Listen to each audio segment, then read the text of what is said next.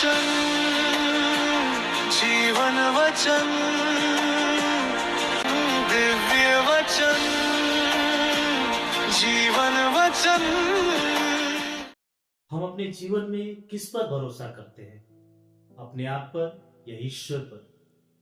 एक राजा जो अपने आप पर विश्वास किया, भरोसा किया, दूसरी तरफ लोगों ने अपने पर नहीं बल्कि प्रभु यीशु पर भरोसा किया, विश्वास किया।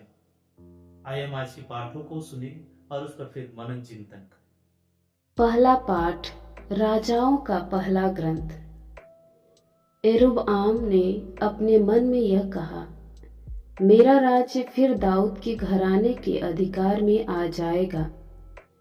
यदि यह प्रजा प्रभु के मंदिर में बलि चढ़ाने के लिए यरूशलेम जाती रहेगी तो उसका हृदय उसके स्वामी यूदा के राजा रहबआम की ओर आकर्षित हो जाएगा। ये लोग मेरी हत्या करेंगे और यूदा के राजा रहबआम के पास लौटेंगे। इस बात पर विचार करने के बाद राजा ने सोने के 2 बछड़े बनवाए और लोगों से कहा, तुम लोग बहुत समय तक यरूशलेम जाते रहे। हे इस्राएलियों, यही वे देवता हैं जो तुम लोगों को मिस्र से निकाल लाए। उसने एक मूर्ति बेतेल में स्थापित की और दूसरी मूर्ति दान में।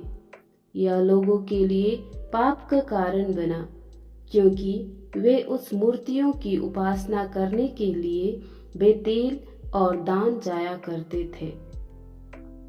राजा ने पहाड़ियों पर भी पूजा स्थान बनवाए और उसके लिए जनसाधारण में से ऐसे लोगों को पुरोहित के रूप में नियुक्त किया जो लेवी वंशी नहीं थे। यरोबआम ने 8वें महीने के 15वें दिन तक एक पर्व का भी प्रवर्तन किया जो यूदा में होने वाले पर्व के सदृश था। उस अवसर पर उसने अपने द्वारा बेतेल में स्थापित वेदी पर उन बछड़ों को बलि चढ़ाई जिन्हें उसने बनवाया था।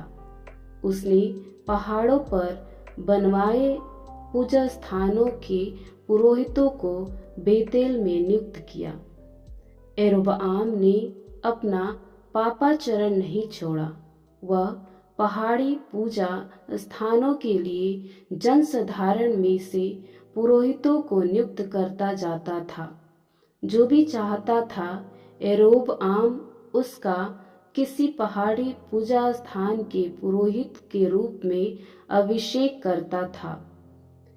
यही यरोबआम के घराने के लिए पाप का अवसर बना और यही कारण है कि आगे चलकर उसके राज्य का पतन हुआ और पृथ्वी पर से उसका अस्तित्व मिटा दिया गया।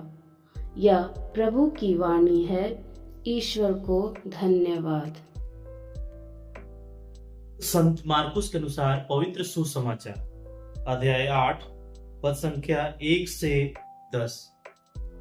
उस समय फिर एक विशाल जनसमूह एकत्र हो गया और लोगों के पास खाने को कुछ भी नहीं था।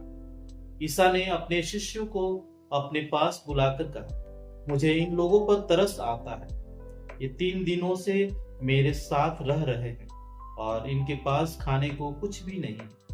यदि मैं इन्हें भूखा ही घर भेजूं तो ये रास्ते में मूर्छित हो जाएंगे। इनमें कुछ लोग दूर से आए। उनके शिष्यों ने उत्तर दिया, इस निर्जन स्थान में इन लोगों को खिलाने के लिए कहां से रोटियां मिलेगी? ईसा ने उनसे पूछा, तुम्हारे पास कितनी रोटियां हैं? उन्होंने कहा, 7। ईसा ने लोगों को भूमि पर बैठ जाने का आदेश दिया और वे 7 रोटियां लेकर धन्यवाद की प्रार्थना पड़ी और वे रोटियां तोड़ तोड़ कर शिष्यों को देते गए ताकि वे लोगों को परोसते जाए। शिष्यों ने ऐसा ही किया। उनके पास कुछ छोटी मछलियां भी थी। ईसा ने उन पर आशीष की प्रार्थना पड़ी और उन्हें भी बांटने का आदेश दिया। लोगों ने खाया और खाकर तृप्त हो गए और बचे हुए टुकड़ों से 7 टोकरे भर गए। खाने वालों की संख्या लगभग 4000 थी। ईसा ने लोगों को विदा कर दिया। वे तुरंत अपने शिष्यों के साथ नाव पर चढ़े और दलमनथा प्रांत पहुंचे। प्रभु का सुसमाचार। क्रिस्त प्रभु की जय। सबको जय यीशु। क्रिस्त में प्यारे भाई और बहनों, आज का वचन हमें दो तरह के हृदय को दिखाता है। एक ऐसा हृदय जो शक्ति मिलने पर ईश्वर से दूर हो जाता है, और एक ऐसा हृदय जो कमी में भी ईश्वर पर भरोसा करता है। पहले पाठ में हम दो राजाओं को देखते हैं। रहबाम जो सुलेमान का पुत्र था, वह राजा बनते ही लोगों ने उससे विनती की कि हमारा बोझ हल्का कर दो।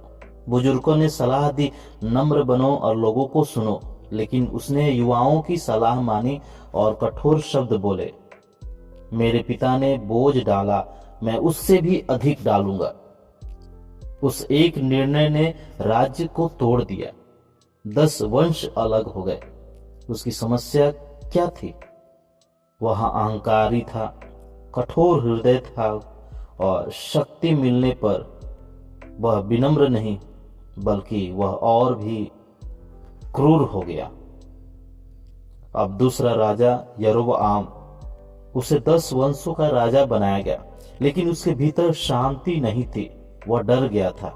उसे लगा कि यदि लोग यरूशलेम जाकर उपासना करेंगे तो उनका मन फिर दाऊद के घराने की ओर हो जाएगा। डर ने उसे पाप की ओर ढकेल दिया।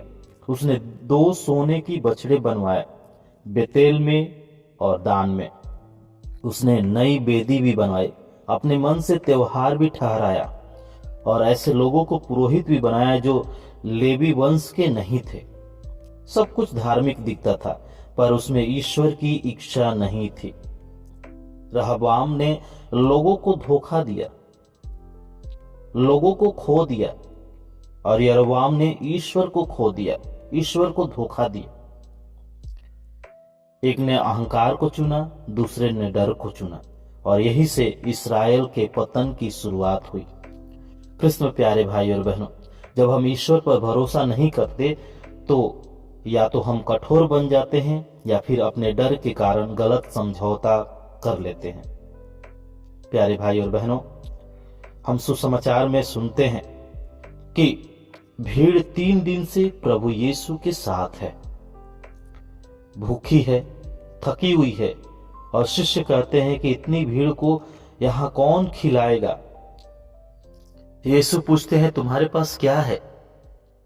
उन्होंने 7 रोटियां और कुछ छोटी मछलियां दी। बहुत कम था, पर वही थोड़ा सा जब यीशु के हाथ में दिया गया तो वही हजारों के लिए प्राप्त हो गया।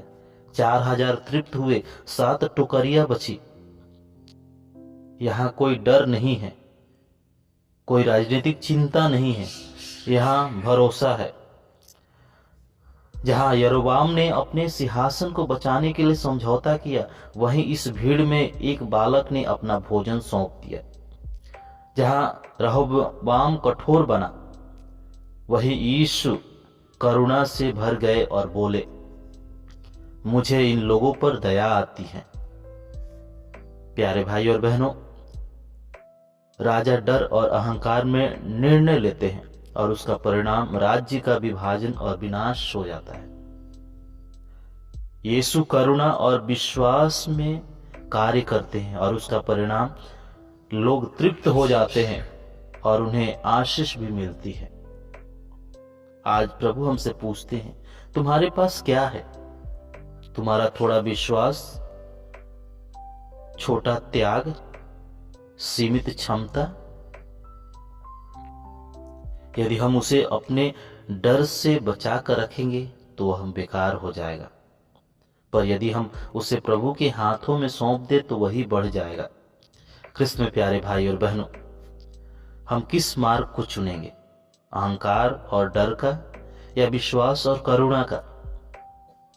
आइए हम कुछ क्षण मौन हो जाए, प्रभु से प्रार्थना करें कि प्रभु हमें अपना जैसा हृदय प्रदान करे, उस बालक की तरह त्याग करने की शक्ति प्रदान कर, जिससे कि हमारे त्याग और तपस्या के द्वारा अन्य लोगों को प्रभु की आशीष मिल सके। पिता पुत्र और पवित्र आत्मा के नाम पर आमीन।